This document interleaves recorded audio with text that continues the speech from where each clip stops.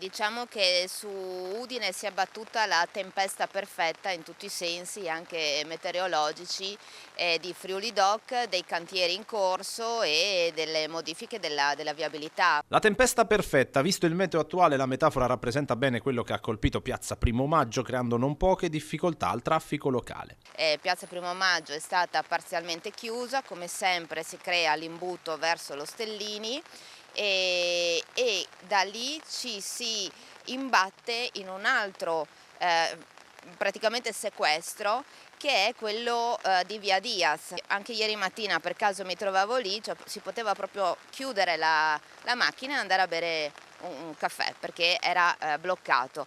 Chiaramente il meteo non è gestibile, ma secondo la segretaria cittadina di Fratelli d'Italia, Esther Soramel, poteva essere studiata una disposizione diversa dei cantieri dal punto di vista temporale. Io lancio lì due idee. Allora, punto uno, chi amministra questa città, chiunque esso sia, deve rendersi conto che non è possibile organizzare eventi in piazza Primo Maggio modificando la viabilità. Secondo punto, che diciamo non c'entra molto su quello di cui stiamo parlando, è Viale Monsignor Nogara.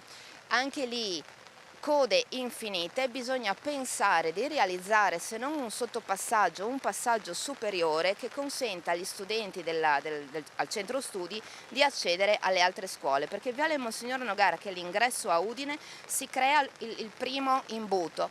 Qualche problema c'è anche per le svolte, soprattutto per i bus.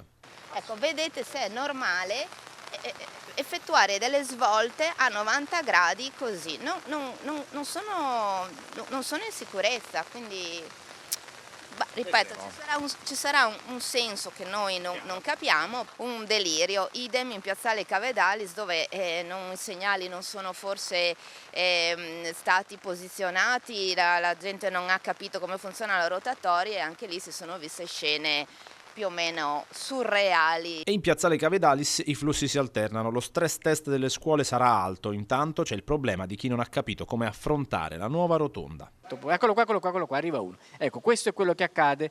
Come potete vedere questa Peugeot sta commettendo un'infrazione, naturalmente in buonissima fede, perché evidentemente non era abituata la persona che si trova alla guida a questo tipo nuovo di disposizione. Però in questo caso quello che può capitare è che chi